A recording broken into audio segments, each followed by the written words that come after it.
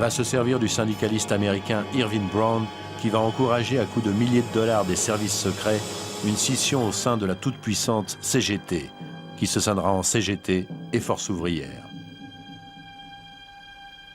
FO est un syndicat dit libre, socialiste, anticommuniste, qui sera acquis à la reprise du travail et à l'idée du plan Marshall. Deuxième coup, la CIA réalise que la grève gêne aussi le milieu.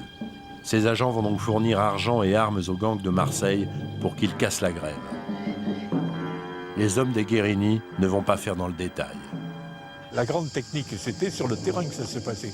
Parce qu'en définitive, avec les dockers, c'était, comme on dit à Marseille, à la castagne. La castagne étant quelquefois prolongée d'un bâton ou d'un revolver. Après 30 jours de grève et d'affrontements musclés, la CIA remporte la partie. Marseille, la tête de pont du plan Marshall en Europe, peut reprendre son activité. Les frères Guérini s'affirment comme les véritables maîtres de la pègre marseillaise. Mais la maîtrise des docks n'est pas encore totale. 1947 n'est que la répétition générale de ce qui va se passer 3 ans plus tard.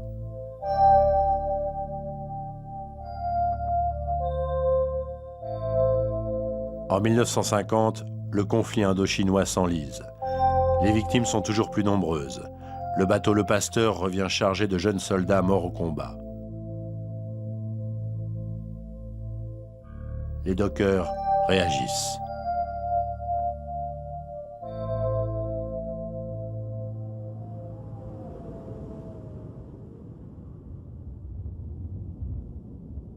Nous, lorsqu'on a vu commencer à appliquer les bateaux qui revenaient du Vietnam, comme le Pasteur et d'autres chargés de cadavres, ça nous a fait un haut le cœur. Les premiers cercueils qui sont arrivés, il y a eu une réception nationale. Préfet, ministre, l'armée, le banc aux morts et patati patata. Après, on débarquait les caisses dans des filets ou à la brague, comme si c'était des sacs de farine ou autre. 7, 8, 10 dans le même filet, on jetait. Il y avait des caisses qui s'ouvraient, le mort qui tombait. Ça, j'ai vu, moi.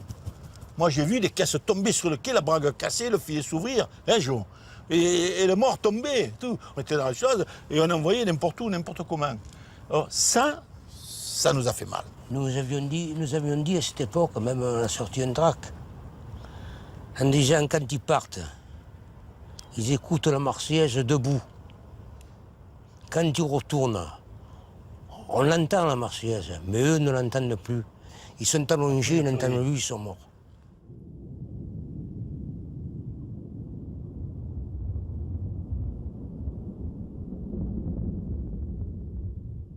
Nous avons dit, alors pour les aider, nous allons refuser d'embarquer des armes pour le Vietnam. Pour sauvegarder la vie de nos soldats, de nos jeunes soldats. On a dit comme ça, sans armes, la guerre va s'arrêter. Jusqu'au jour où ils ont pris la décision de licencier 800 dockers. Tous ceux qui avaient enregistré, qui avaient participé à ces mouvements, nous avons dit, en soutien de nos 800 camarades licenciés du port, nous faisons grève générale sur le port et ça a été la fameuse grève de 1950. Le 10 mars 1950, les 4000 dockers de Marseille se mettent en grève. Vite suivis au niveau national, ils seront 35 000 2 semaines plus tard à bloquer l'ensemble des ports de France.